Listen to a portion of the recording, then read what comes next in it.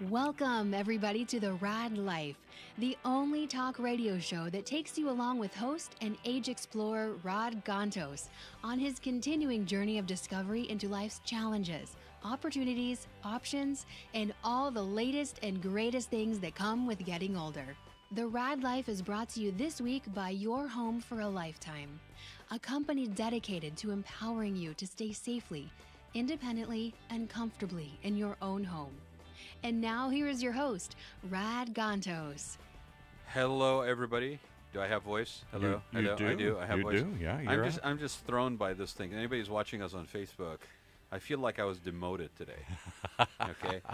Some of you know that I do another show the first and the third Wednesday of the month, right after this one, with a co-host by the name of Greg Sullivan, or for his friends, Sully. And it's called Check Out California. And Greg, who is a good-sized guy, I mean, you know, he's Irish. He's an Irish guy, big guy. He could actually play a role. I mean, can't you just see him playing roles, right? So anyway, in the Irish Mafia. In the Irish Mafia, right? Sully is usually sits to my right side, and we used to have a mic that basically is like on this one right here, where it's like on an arm overhead and stuff like that. And he's always constantly blocking me. Always. On camera. So he keeps moving the mic arm, and I'm kind of like, move back, do something. Which we'll find out today if it's actually intentional or it's an equipment error. Yeah. Right? But basically, Paul has brought this thing here, and I feel like, I'm expecting like Larry King or something. Well, and I figure his mic is bigger than yours, so he'll like that. Well, it's wider. I don't know about longer. No, all right. Well, we're regressing on this show right away. Usually it takes us Manny, who's my guest here. Usually takes us about 30 minutes to get there. Manny, I guess got there quick. We got there quick. Yeah, right? Got there quick today. But I want to welcome my guest. Thanks, everybody, and just a little bit of homework. If you have any questions for our guests, as usual, Paul, what can they call on? What number can they call on to ask the question? If anybody has a question about today's topic, they can call us live on the radio. We're live streaming right now at 949-330-7760. 949-330-7760. Operators standing by. Or if you're more of a millennial and you like to tweet versus use the phone, OC Talk Radio. Thank you. Hashtag. All right, and then you can see us as well as hear us. Facebook if Live. Hearing us is not enough, by going to octalkradio.net and clicking the big Listen Live button, you can watch us on Facebook and on YouTube on the OC Talk Radio channel. And I believe Paul is feeding it also live on the Raad Life Facebook page as well, right, Paul? Yes, and okay. Twitter. Are we still doing Periscope too? Periscope, I'll turn on right now. Yeah, Paul is a traditionalist. He still uses media that's basically on its way out. But I haven't done Google Hangouts in a while, but okay. Bulletin boards? No, never mind. Okay, so anyway, I'm old. Yeah, well, you know what? This is an old show. But that's okay. It's okay. It's appropriate because we are going to talk about forgotten history. Yeah. Now, I don't know whether your role in history will be forgotten or not, but, my guest today, Manny, would you introduce yourself, please, to everybody? Well, I'm Manny Pacheco. I'm a radio broadcaster in Southern California for good 38 years, actually. Member of the Pacific Pioneer Broadcasters. I've also become a self-published author, and fortunately, I can say that I'm an award-winning author. There you go. Yes, multiple times over, from what I can tell. What is the Pacific? For those that don't know, what's the Pacific Broadcasters? Oh, Pacific Pioneer Broadcasters are those individuals who have been in the business for 20 years plus, and actually, in many cases, 30, 40, 50 years. I was nominated to become a Pacific Pioneer Broadcaster, which is a West Coast pioneering broadcast group that covers just like it says. Southern California, yeah. And I was nominated by two individuals, Roger Carroll, who, of course, was a big radio announcer at KMPC, and, of course, the legendary Art LeBeau. Yep. Art LeBeau, right. Yeah, you know Art LeBeau or knew Art LeBeau? Well, actually, more than know him, he is actually my mentor. I got into the business because of Art LeBeau. Wow. Yeah, so. Yeah, there's definitely some broadcast history going on here today.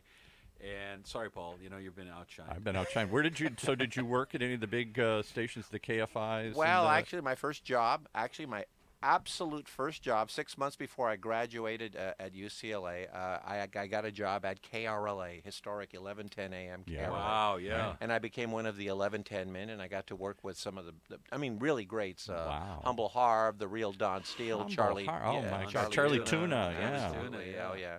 And Johnny Hayes, and of course Huggy Boy and Art LeBeau. Yeah. So you know, I was the kid. You know, now that I've done this for 38 years, anytime I go to a radio station now, I work at KNX. Yeah, but what exposure? Man. I'm not the kid anymore. You're not the kid anymore. I don't know. I'm getting a little bit of young at heart going on here across the table. When I first Manny. came to Hollywood, I got the privilege to meet accidentally and got to know him somewhat, Gary Owens. Enough where he'd always say hi to me. Roger Carroll worked at the same station as Gary Owens, and Roger was kind enough to introduce me, and Gary became a good friend. Gary Yeah. Owens was a great guy. Funny guy, really, Yeah, so really. I'm getting funny a guy. sense of how this show is going to go here today. So I want to make sure that people are able to follow, because a lot of people may not recognize these names. You know, we're going to throw them out. You're going to have to just Google. Gonna If have you to live bet him. outside the Southern California. If you live outside, well, or if you're a certain age, maybe you're not getting it. If but you're of a certain age, you certainly would know Gary Owens because he was that voice of Laugh-In. Right. He was the DJ on Laugh-In. So we're not really going to do these characters justice, basically. So I would suggest, Manny, why don't you give people at least your website? ForgottenHollywood.com is my website. I was able to actually win an award from the Los Angeles Press Club, and I took now here's a name you will know. I took third place for best blog in 2013. Second place was James Franco. Wow. Wow. And we were both beat by The Rap.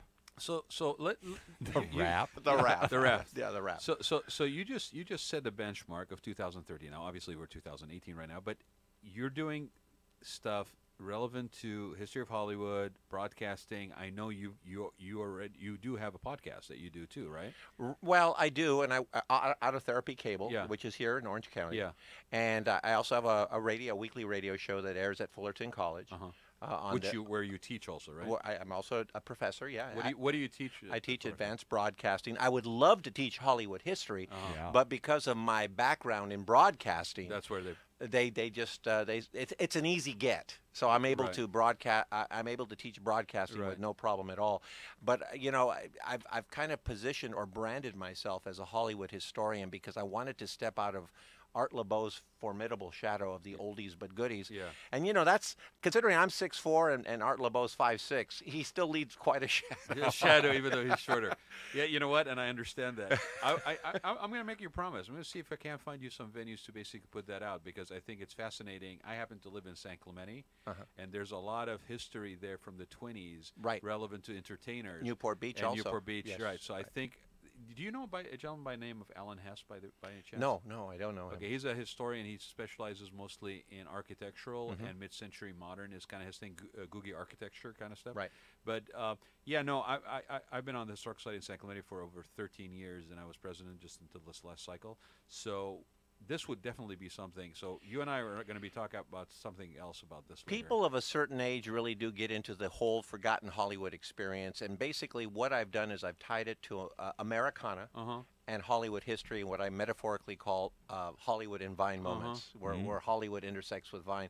In that, I talk about the great character actors. These are the actors who appear below the titles of films, because I feel that we're never going to forget Humphrey Bogart, Right. Clark Gable, Marilyn Monroe, Elizabeth Taylor, Ingrid Bergman. We're But not going to forget but these. the forgotten. The people you see on Casablanca or The Wizard of Oz or Gone with the Wind, you see a face you're familiar with. You go, oh, I know who that is. That's and you can't remember their names. But you know, the amazing thing is these individuals made as many films as Jimmy Stewart or Cary Grant, but they also happen to tell remarkable American stories. They've been involved with the Great Depression, the end of World War II, the assassination of John Kennedy, McCarthyism.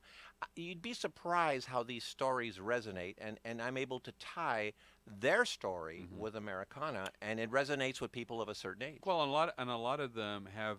Forget about the on-screen personas that they depicted. A lot of them actually have very interesting backstories, and a lot of involvement in things that cross into sort of historical significance. Right. Right. I mean, it is fascinating when you start doing. We are in a very history-rich environment. As much as Southern California is a tear down and reinvent, Right. there's a lot of roots when you start tapping things from one side to the other. One of the things that I found recently when it came to San Clemente, for example, is there were two men that were very instrumental in the foundation of the city. One was Ole Hansen, who was the former mayor of Seattle, and the other one is a gentleman by the name of Hamilton Cotton. Hamilton Cotton was a fundraiser for FDR, basically, and FDR would come off the train in San Clemente, and they would basically talk about Democratic Party fundraising. Ole Hansen basically was a Bull Moose Party Teddy Roosevelt, right? And FDR and Teddy Roosevelt were cousins, right? And there Right. was linkage to the family, estate on the East Coast. But the thing that was very fascinating is somebody sent me a picture of Hamilton Cotton, what I refer to as a 1920s selfie. Hamilton Cotton being photographed by Ole Hansen with a little brownie, right? And next to Hamilton Cotton is this lady who is called Victoria, who's his wife. And so here's Victoria and Hamilton Cotton at the top of what became Victoria Street in San Clemente. Right. Oh, yeah. Doing a little digging, come to find out that Victoria actually is the daughter of Carson of the city of Carson, whose grandfather was actually the first alcalde of Los Angeles, who basically she draws her lineage all the way back to the Dominguez Hills Well, you know, family and the Adobe. up and down California, you can just go to Hearst Castle. Yeah. There's a tie with William Randolph Hearst and Marion Davies, and then she ended up their love child Yeah. ended up marrying Arthur Lake of the Blondie series. I mean, those are It's the kinds of amazing. stories. Yeah, yeah. Yeah, I know exactly what it's you're really talking about. amazing, Yeah, yeah. because everybody looks at California as being sort of this new, improved, constantly changing. There really is a legacy. There really is a history that transcends Yes. all this sort of what would you call it, like staging that constantly is changing around us. There is a And it's not like connectivity. it's not like Vegas where when they tear down, they actually just implode. They implode. Yeah, no. Again, I just a couple months ago, I found out that one of the houses from the 1920s that was basically a mansion, one of the mansions on the bluffs in San Clemente again, we thought was torn down because they built a tower in 1970s of condos. The developer that built the tower of condos actually took the living room of that estate house that was there and actually just kind of shifted it on the property and cladded it with wood siding. The inside of that living room is still there, and it's now the community clubhouse for that condo tower. Wow. And unless you go in there and you have a reference of the photographs of the time, you would basically have no clue, right? Absolutely. Yeah, so it's fascinating, and I guess I'm making a point that people really should look beyond the surface in Southern California. But when did you start in broadcasting? Let's start there. Well, I started back at UCLA.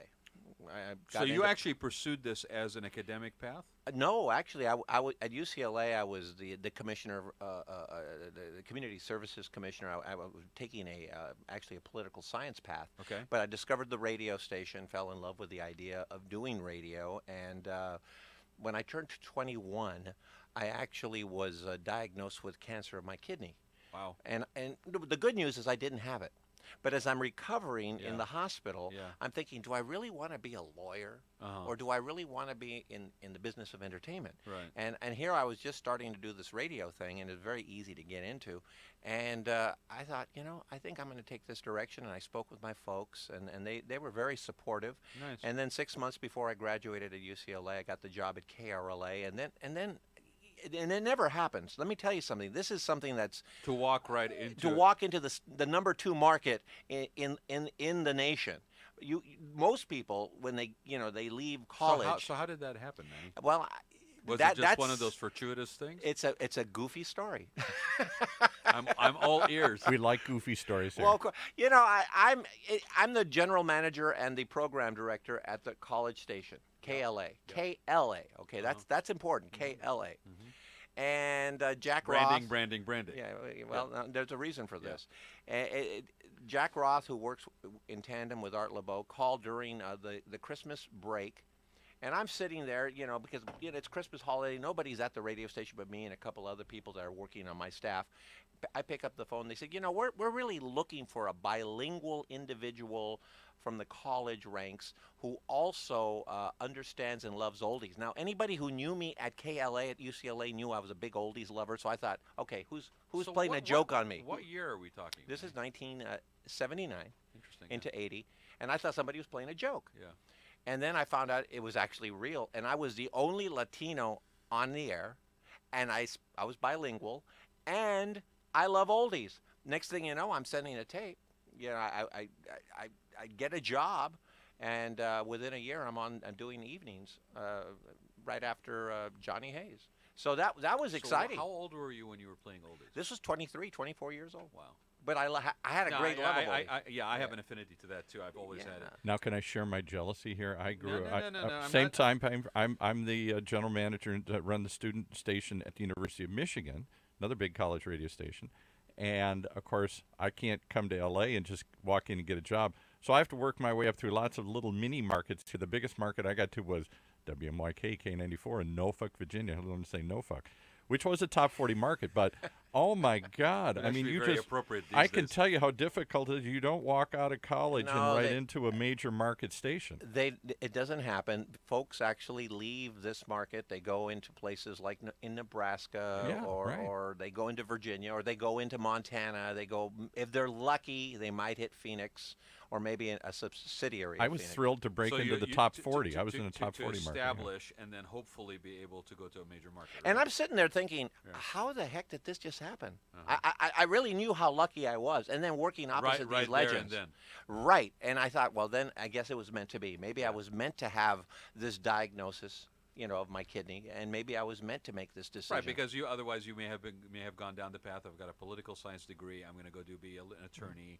Maybe I'll teach. I'll go into the foreign service, something of that nature. There's certain paths when you get a political science degree, which was my path. I had a political science degree, and I did go to law school, and I did think of going into the foreign. So I did all of those things because radio didn't seem like it was. I pursued a dual path. So when I went to the university, I went to law school at William and Mary.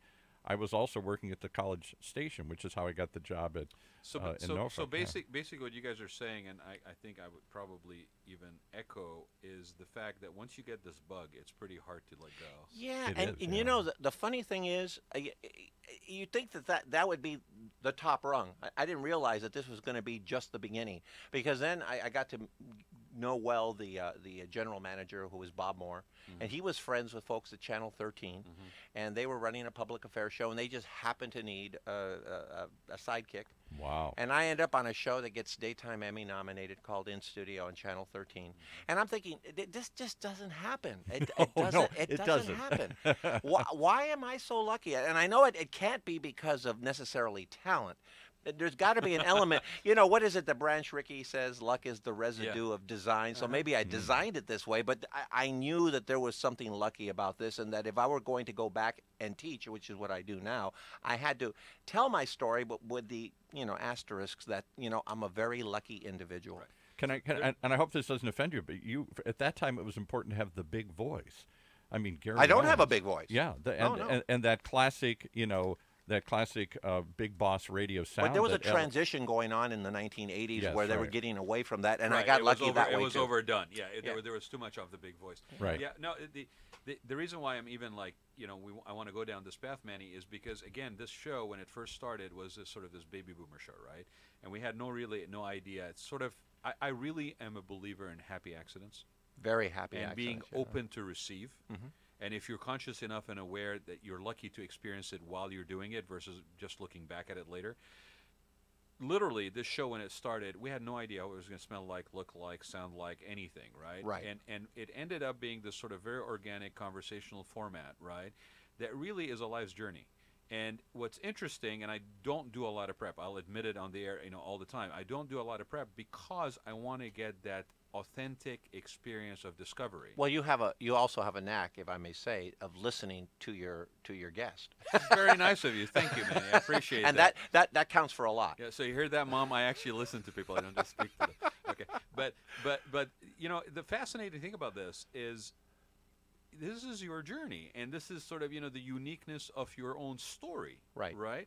So what happens after that? Well, What was the next run? I sidestepped everything. I said, well, I've reached about as high as I'm going to go. I enjoy the ride, but I want to do something for myself. So I got involved with karaoke. Now What? now that may sound very silly, but let me What? tell you, this is not your grandmother's karaoke. Okay. I didn't think it would be. Or even your brother's karaoke. This is a karaoke where I ended up. I didn't realize that the karaoke magazine, the Karaoke Scene magazine, is actually published in the city of Cyprus, where I now live. I mean, I talk moved about to lucky. Cyprus because that's where lucky, lucky. Yeah. And they run the largest karaoke contest in the nation, where our finals are held. We've held it at the Hollywood Palladium, Oh my goodness. at the Queen Mary, currently at Los Angeles County Fair. Our winners, one of our winners ended up on American Idol. Another of our winners ended up on Oprah's Karaoke Challenge and won $250,000. Oh my goodness. And he also got, with Def Jam, he got signed by Def Jam. I'm not talking just karaoke. I'm talking about big time, heavy money, lots of talent karaoke. I had no clue, man. And I'm the. I didn't know there was such a I had karaoke. no clue, nor did I know that Cyprus, California was the center of the it. capital of, Yeah, the the capital of karaoke. and so I became the contest coordinator of the largest karaoke contest. But again, I had to it's called a reinvention because radio was changing, and I got that, and it didn't know where it was going. It's finally settled, and it's now really something that Actually, there's been that's a doing well. rebirth, I think, a, right? a real rebirth, and I got myself involved back into radio doing traffic, and I started working at Airwatch here in Orange County. So were you in the plane? Were you in the No, I wouldn't get in a helicopter plane. No, you won't get me doing that. but now I end up at KNX 1070, and I'm happily there every Sundays actually, if I can promote that. And what's the show? absolutely, What's the show that you do there? Well, no, it's just a regular. It's KNX does the news. There's no special show, Right. and I do traffic you on do the traffic? fives. Yeah, from Traffic noon to on the 6. fives, Yeah, but there was still something gnawing at me that I had this love of Hollywood. And again, I wanted to step out of Art LeBeau's shadow because Art was my mentor, and he always gave me some great advice. Yeah. And that's when I decided to write these books. Now, I just didn't know that these books were going to send me to a different. What was what was the impetus to do that? I mean, did you do it because you were trying to get out of the shadow? Was there something that was drawing you, a calling that you know?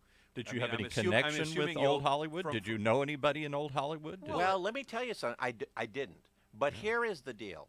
My parents were really big on education, so I really got my BA over at UCLA. I was very happy. I graduated. I didn't leave UCLA just because I got the job at Karaoke. I actually graduated, got the. So you got the job before you graduated. Oh, absolutely, and I got my BA in political science. But my grandmother was really big on the humanities.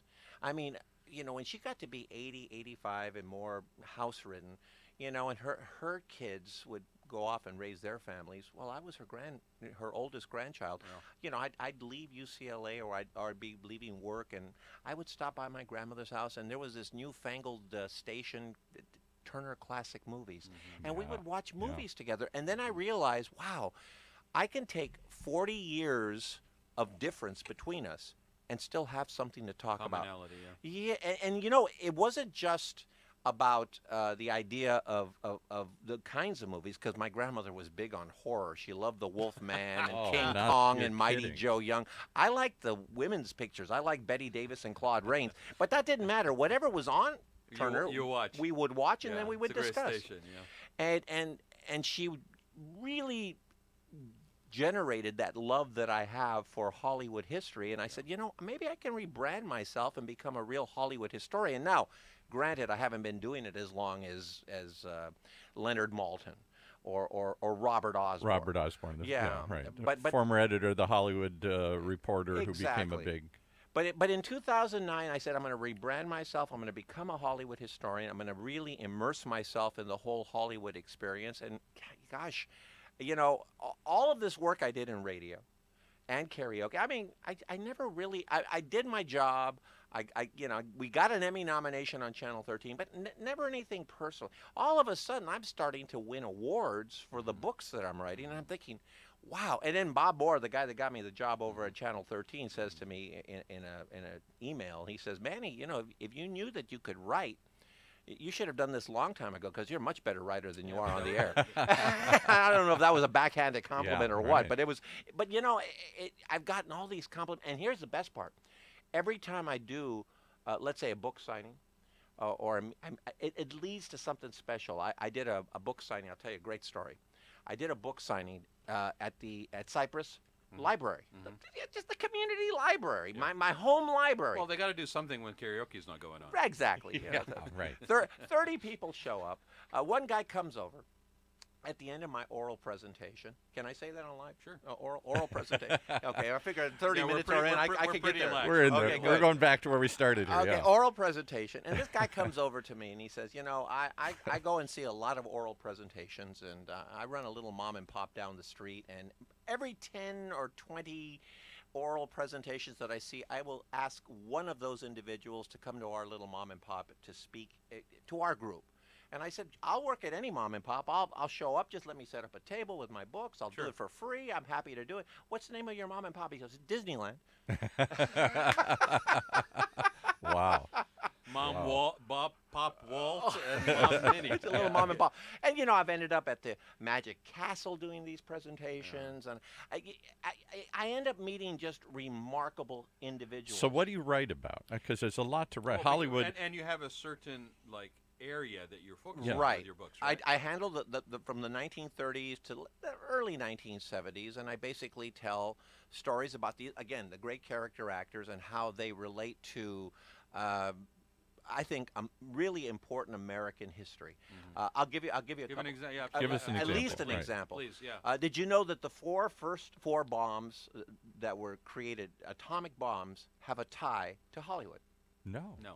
And I'll give you those stories. I'll do it as quickly as I can. The Fat Man and Little Boy, or the whatever. Fat Man and Little Boy, Right. Absolutely. Peter Lorre, Sidney Greenstreet made 7 movies together. Yeah. 7 movies. Fat Man and Little Boy. Fat Yeah. But before the Fat Man was created, Those because are the the little boy was already created, and that was going to be set, and that was the one that ended up dropping in Hiroshima. Right. And the Fat Man ended up in Nagasaki. But Right. before that happened, the Fat Man was made of plutonium, and so that plutonium had never been tested to see if when dropped would Would it blow no up. explode. idea what was going to happen. So they Right. tested it in New Mexico. Well, the individual who created all of this was a big movie buff. And so, and a big Dashiell Hammett fan, the man who wrote a lot of great mystery. Yeah. He nicknamed that first bomb that they tested the Thin Man, after Myrna Loy and William Powell. Yeah. So there it is. There's a tie to Hollywood.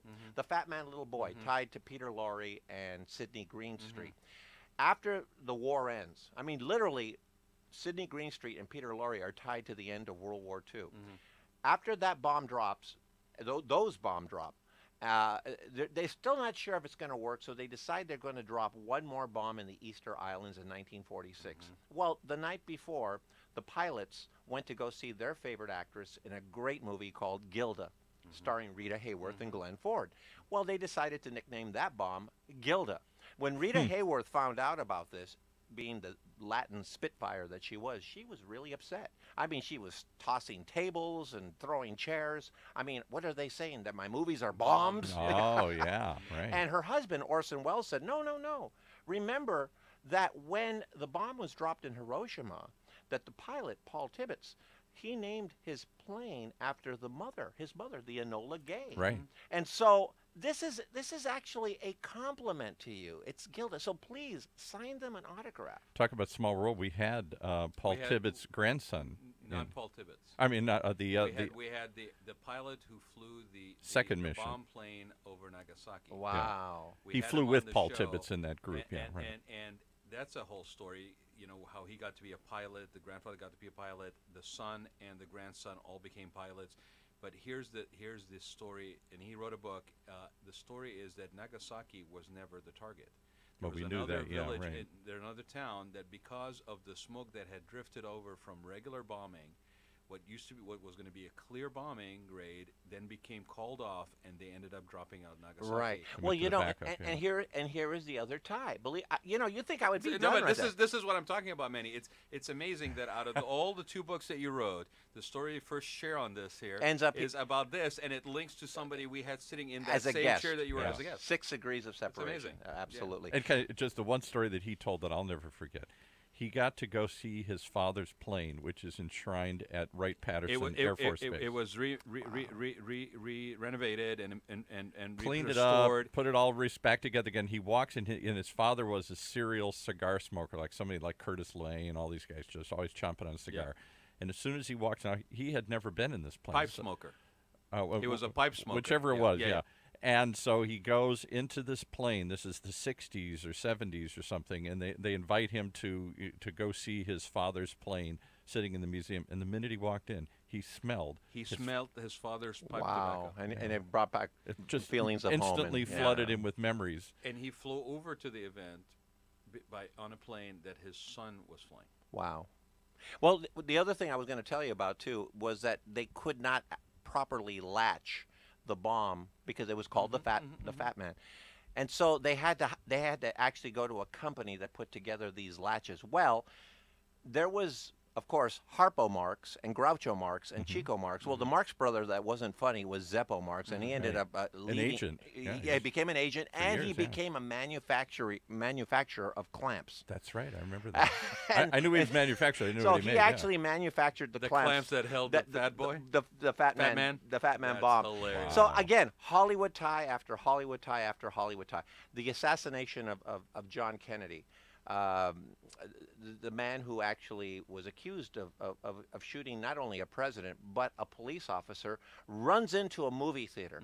I mean, absolutely runs into. Lee Harvey Oswald, right? Right. Lee Harvey Oswald sitting in a movie theater watching a movie with Van Heflin that movie moguls were convinced it was going to be a top movie. It turned out to be a stinker that nobody's ever heard of. And everybody remembers the grassy knoll and the book Depository in November 22nd, 1963. They remember Jack Ruby, and they remember Lee Harvey Oswald. They remember he was arrested in a movie theater.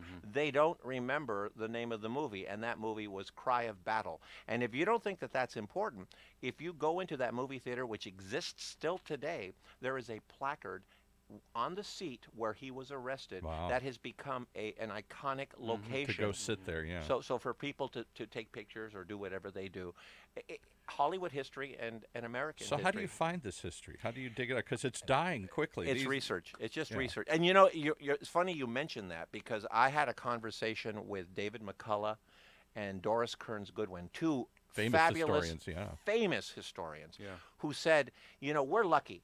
We find diaries and letters that are written.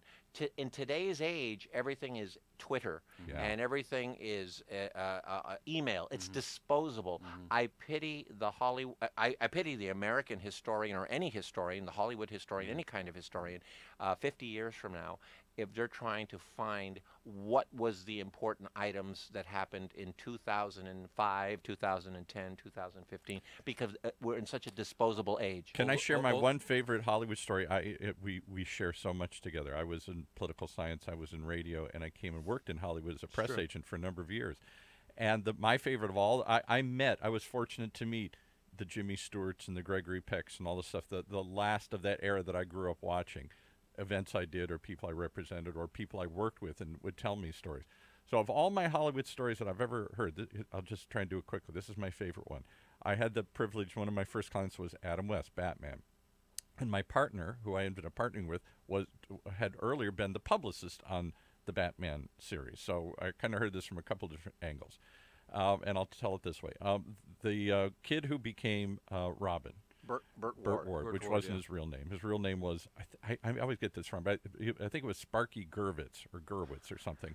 Anyway, his dad was. They changed it. His dad was, I think, a doctor. I may have this a little off, but they lived in Beverly Hills, and Sparky wanted to be a movie star. And so his mother said, well, why don't you go down the street? There's a woman who is a child actor's agent, and you look very young for your age. And so he went down, and she said, yeah, there's an audition over at 20th Century Fox. Why don't you go to it? Now, it wasn't for Batman. It was something else. And he got onto the set, onto the studio, wandered around, saw a bunch of other young men standing in line. He thought, this must be it. It wasn't the audition he was sent for. It was to be the sidekick on this new series, Batman. Well, out of thousands and thousands of people, he's picked to be Robin. And it goes to his head and becomes such a jerk, I'm sorry to say, that everybody hates this kid. Nobody likes him. They used to set off explosions too close to him, I was told, to try and, throw him off and do all these things. So his first gig is Robin. He becomes kind of arrogant, not too popular. Batman is canceled because they're starting the new syndication rules, and they don't want to pay syndications. Adam never got a dime from all those years of Batman. Same thing for Gilligan's Island and a few others. Yeah. And Daniel Boone and all these, because they literally stopped the show, not because it wasn't popular, because they didn't want to pay reruns as this new Residual Effect was taking place, which Ronald Reagan was president of the Screen Actors Guild and negotiated. So he never got another acting job in his life. He goes off on one audition. He becomes one of the most famous people on television for a couple of years and never works again. And he's never called Sparky again. Never called Sparky again. No, but I mean, that's Hollywood. Okay, so the books, before we run out of time, the books are Forgotten Hollywood, Forgotten History, and Son of Forgotten Hollywood. I thought was very clever, by the way. Yeah, right. Son of Frankenstein. Oh, yeah. No, Son throwback of to the Sheik, Son of Flubber. Yeah, it didn't used to be called, like Death Wish 2. They actually had a Son of or Bride of. Or Bride of. I can't call it the next one Bride of though, because then it would become, Well, it's a little, Yeah, it would be creepy. Well, you should go up. I don't know. But I'm sure you've wandered, but as you wander the Hollywood world up there, if you get into any of the film stuff, you start to meet some of the characters you're talking about. People who weren't famous to the public, but were character actors or somebody. Claude Rains and you look at the gentleman who basically ended up doing what's his name? Jonathan. Why am I blanking on the last name? The guy who basically became the most interesting man in the world. Oh yeah, we just had him on a while ago. I've forgotten his name now. He was kind of a character actor. He was a character actor. He was in a lot of westerns on TV. Right. And there are things that I find myself watching some older movies and I'm going, oh my God, that's so and so. Right. This was a bit role that they did or a character role that they did, and now they're basically a headliner. And if you go on Facebook, which of course this show is on Facebook, you will see that there's a renaissance of these character actors. More people know more about the, and I'd like to think that my books had something to do with that. Yeah. I'd like to think that. Now, that's maybe. Well, we're going to claim it, Manny. Yeah, I'll own it. We said it here first. But look, what's the guy? What's the kid's name that, now he's a young man that plays the lead role in the Transformer movies? Well, see, I'm with the 30s and the 70s, so you. Shia LaBeouf. Shia LaBeouf. Yeah. Now, did you know that Shia LaBeouf was actually the side character in the first Charlie's Angels? No. Wow. Or Charlie's Angels Full Throttle. He was actually this little kid. Right. He was also in a movie called Holes, right? That had what's his name in it? Angelina Jolie's father. Oh, John Voight. John Voight was in it, and so was Sigourney Weaver. Who I almost killed once. I almost ran him over in Hollywood once, but that's another story. So here's the thing, gentlemen, ladies and gentlemen who are listening, you should go get Manny's books. And Yes. Manny, where can they get the books from? Well, they can get them on Amazon. I'm going to hold them up here. Hold them up even higher there. Yeah, we go. There you go. You can get them on Amazon. You can, of course, you can get them at any bookstore, Barnes and Noble.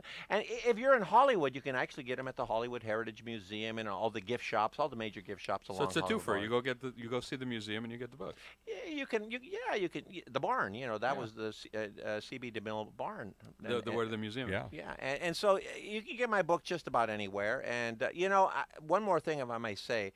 The one group that's been very, very supportive of what I do is Rotary International. I've spoken to probably 95 chapters of Rotary because what we're trying to accomplish, and one of the stories that I do tell is the story of how Lionel Barrymore changed the image of how we see disability in society today, because he was in a wheelchair, became very, very popular. He's tied to that popularity in that Helen Keller, who went to the movies even though she was deaf and she was blind.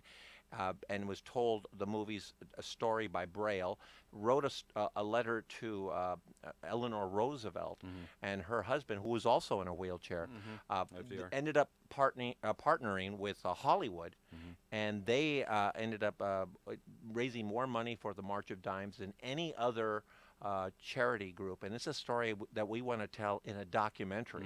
So now that's going to be my next project, is to turn my books into a documentary, and the story we're going to tell is that story of the tie-in between Lionel Barrymore, Helen Keller, and President Roosevelt. So you know what's funny to me? Go watch the movie Key Largo, where he's in the wheelchair trying to rail against Edward G. Robinson. Johnny Rocco. Johnny Rocco, yeah.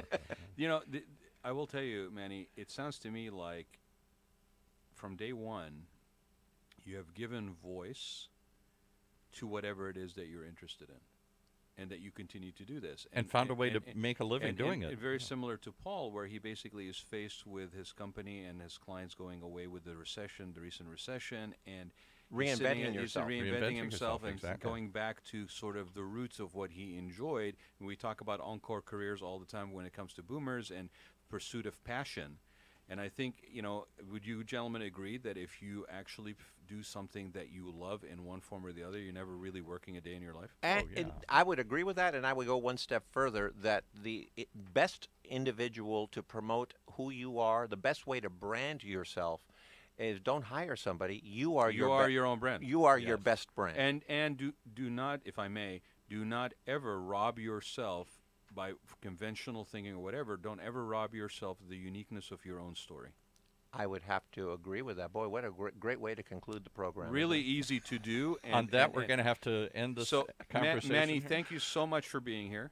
My pleasure. It just went by like that. Absolutely. I will end with one more thing, because I know we've got another show coming up. But one more thing, and I will share with you. Do you know how the Caesar salad got named? Yes. Tijuana. No, not the Caesar. The Cobb salad. You don't know what the Caesar salad? No, not the Caesar. Okay. I Caesar was down in Tijuana. I got the Cobb. You've got the Caesar. So let me end this, because I'll share this with you. Okay. Caesar salad.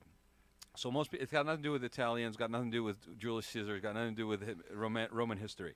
It has to do with a gentleman by the name of Caesar Cardini, who has a place in Tijuana during the Prohibition. Right.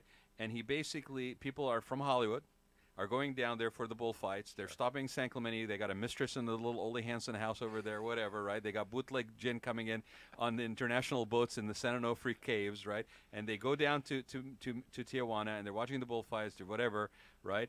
There's a reason why San Clemente is halfway exactly between San Diego and Los Angeles, okay? I mean, right? So it's far enough, but close enough. So the guy runs out of food, and he's got a bunch of drunks basically hanging out at his bar that are all of a certain caliber, right? And he goes into the fridge and he figures out whatever the heck he has, and he puts it together, and it becomes Caesar's salad. Yeah, right? exactly. And that's how the Caesar salad was invented. Now, roll back to a couple of years ago, I'm doing a project down in San Diego, and it's on the corner of 5th and University in Hillcrest. Okay, and this is an old building, and it turns out it used to be the Harvey Milk Cafe. You know, turns out that used to be Caesar Cardini's original restaurant. Oh my God! And so again, people, look into history. It's all around you. You're living it in Southern California. And since I mentioned it, I at least have to say the Cobb salad was created by the gentleman who ran and owned the Brown Derby. Yeah. Some of his frequent guests were some of the top stars of Hollywood, including the wonderkind of Metro-Goldwyn-Mayer, Irving Thalberg, who had a very, very tender stomach. So what he did is he compartmentalized all of the ingredients into chicken and lettuce and tomato, and became the Cobb salad. And unfortunately, the Cobb salad lived on. Poor Irving Thalberg only lived to be 35. Yeah, so even your food has a history, ladies and gentlemen. Manny, thank you so much for being here. It's been a pleasure. And join us next week for another Raad Life, Wednesdays. You have been listening to the Raad Life radio show with your host and age explorer, Rad Gantos, brought to you on the one and only octalkradio.net. Join us again next week as we continue our journey of discovery into life's challenges, opportunities, options, and all the latest and greatest things that come with getting older.